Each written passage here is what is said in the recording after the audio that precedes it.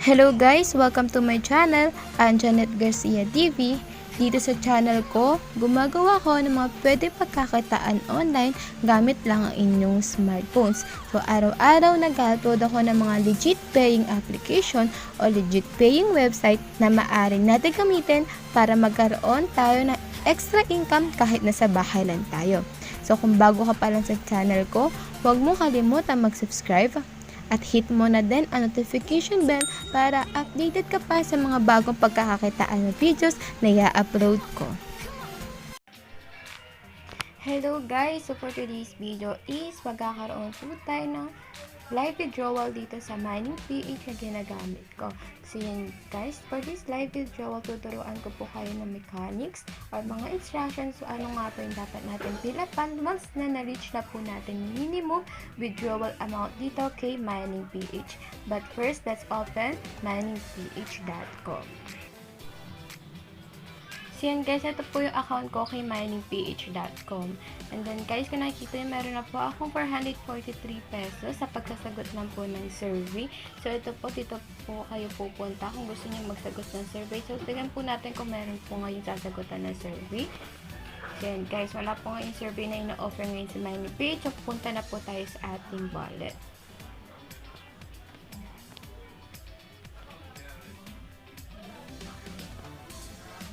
Yan.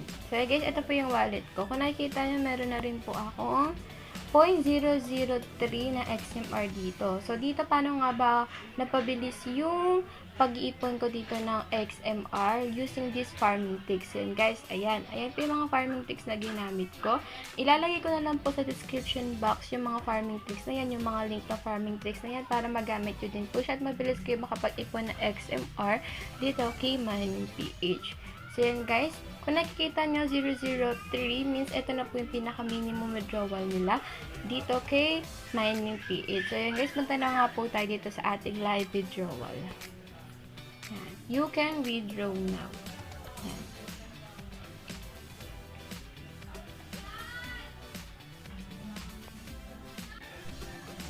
So yan guys, meron dito dapat fill upan para makapag-withdraw ka nga po dito kay Miningph. So yan guys, meron pong paalala si Miningph dito. Yan. Note.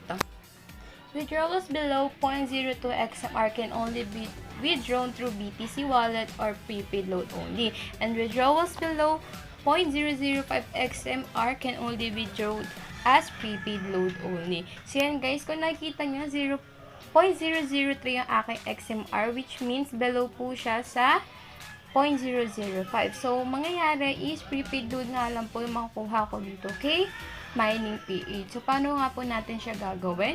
First is ilalagay mo yung amount ng XMR na i-withdraw mo. Sa akin is 0.003. Yan. Ayan nga po yung amount. Then, yung full name ko. Yan. I-fill upan lang po natin siya. So, dito sa enter phone number, yung number na gusto mong loadan, which is converted nga po nitong 0.003 XMR. So, ito nga po yung number na gusto kong loadan. 56. Yan. Then, dito, hindi na po natin kakailanganin mag-enter BTC wallet dahil nga po, prepaid load lang naman po yung makukuha natin. Then, hindi na rin po natin dito kailangan ng bank account. So, yun guys, na po natin mag-submit ng request.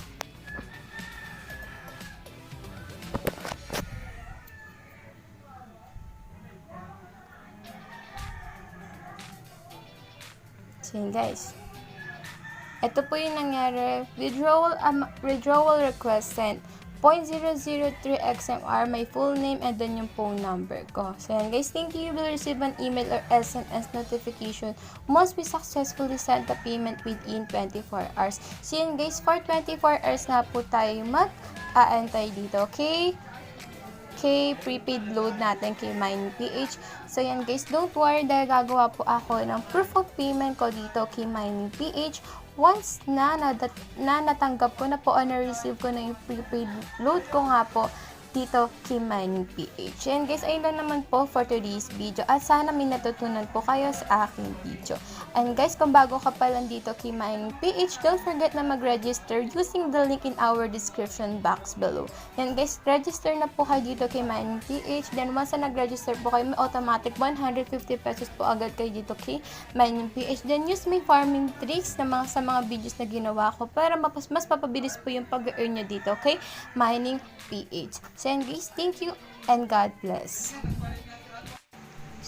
So yan guys, kung nagustuhan mo ang aking video, huwag mong kalimutan mag-subscribe at hit ang notification bell para updated ka pa sa mga bagong pagkakakitaan ng videos na i-upload ko.